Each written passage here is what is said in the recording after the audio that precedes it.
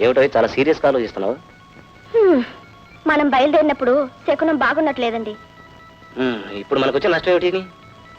ఆ లాటరీలో వచ్చిన 25 లక్షల్లో మీకు మీ తమ్ముడికి చెరుసగం వాటా వస్తే ఆ 12 లక్షలతో ఏమేం చేయాలో అంతా ఒక కాగితం మీద రాసుకున్నాను.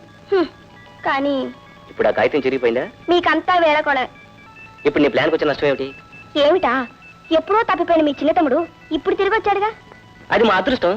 అదృష్టమే, కానీ ఆస్తిలో 3వ భాగం అతనికి ఇవ్వాలిగా. ఓ అదే నీ బాధ. ఇది అంత తేలిగ్గా తీసిపారేసే విషయం కాదండి.